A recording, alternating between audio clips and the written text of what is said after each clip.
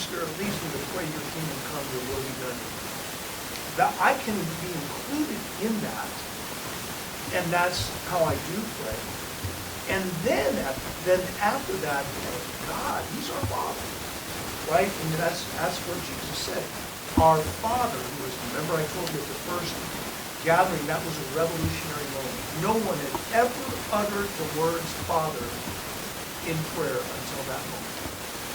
So we've got three revolutionary moments. Father, the indwelling of the Holy Spirit, and his sonship, that were never part of the whole covenant. We are so blessed and privileged, and it's only through Jesus. But at that point, yes, he tells me, pray for your daily needs, for your daily bread. Because he's caring for me. If I'm not offloading those needs and desires, then what I'm carrying them and they're pressuring me, they're weighing me down. But when I pray, I'm putting them on his shoulders and taking them off my shoulders.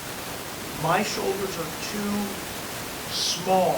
His shoulders are totally broad. He can carry it. I can't.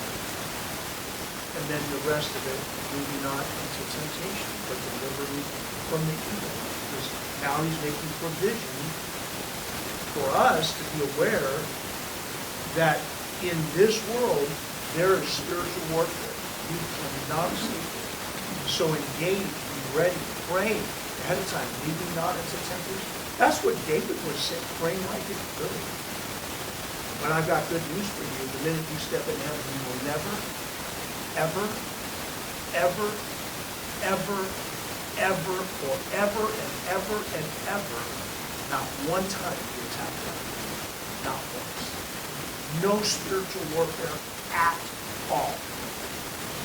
Because that devil and his demons are going to be in the lake of fire, getting what they deserve. There will be ultimate retribution. That's also what I'm looking forward to in heaven, along with a billion other things as well. But we have to meditate on it. We have to think about it. This is where we're headed. This is where our future is. That is what gives us hope in the here and now. So, will that answer your question? Now, so confidence. This is what I wanted to put on the PowerPoint. I mentioned last week justification. I don't know how much time I'm going to have to justification. I'm a very good speller, except for when I write on the board. It means to declare righteous. We've gone over this, so I won't spend more time than is necessary. So why is this important? Because until Jesus, I am unrighteous. Still apart from him, I have nothing in me. No righteousness whatsoever. But the second I call on Jesus, then he weds me to himself. And now when the Father looks at me, he sees me as righteous, no longer as unrighteous because of Jesus. That's why what is the name of the hymn? Nothing in my hands I bring, simply to thy cross I cling. He is all my righteousness. So when I often use that silly analogy, when you walk through the door, never, not one of you again today, I'm surprised not one of you knocked on the door and asked for permission to come in. Because you belong, right? You belong here. You won't knock on the door of the sanctuary tomorrow because you belong. Now, when I come to the Father in prayer, I don't have to ask for permission. He's giving me the permission through Jesus. Because he no longer treats me as unrighteous, but righteous. That's what it means to be in Christ. That is what gives me confidence in approaching the Father. Then, a reconciliation. And this is found in Romans 3, 23 through 25, one theologian calls it the most important paragraph ever written. All have sinned and fall short of God's glory. I agree. Yep, that's me, guilty as charged. But he doesn't stop there.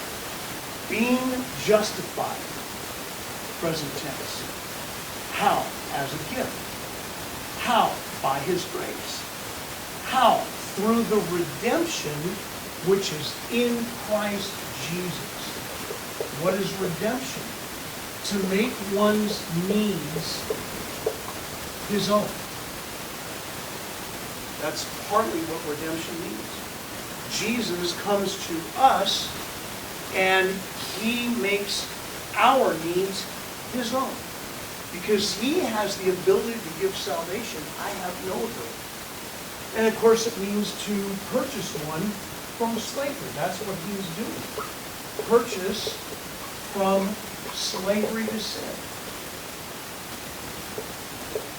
That's what we were. But we are not that way any longer. To sin. He who commits sin is a slave of sin. That's what Jesus said, right? So now I can say, Father, thank you. This is how we can pray. That through Jesus, I stand declared righteous in your sight. Through Jesus, I have redemption.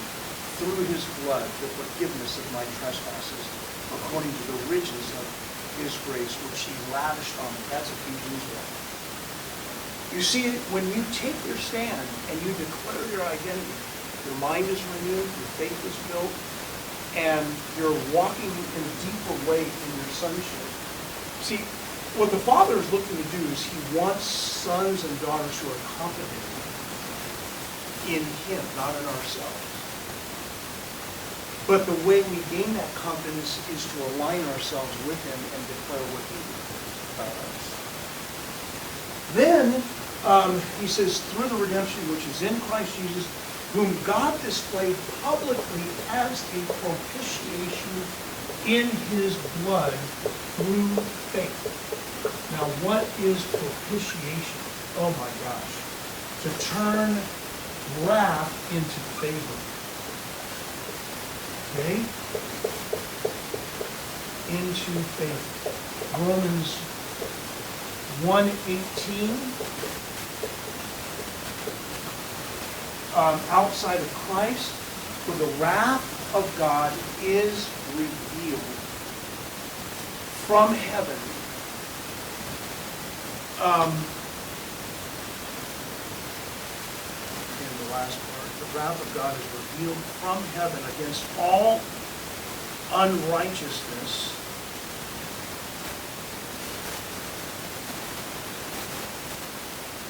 against all ungodliness and unrighteousness of men who suppress the truth in unrighteousness. And that's what I did before I was born again. I was acting as a sinner. And I suppressed the truth in unrighteousness. I was ungodly. But I don't have a test. I wasn't in drugs. I wasn't into alcohol. I wasn't into crime. I wasn't into all. I don't have that kind of testimony. But I was wicked. I was an enemy of God. That's what the Bible says. So I deserve the wrath of God, which arises gradually and is guided by reason. It's not an explosive, but it's there and it continues to grow. And through Jesus, I'm standing here at the tribunal or whatever it is, before the God, about the gavel's going to come down and the sentence is there.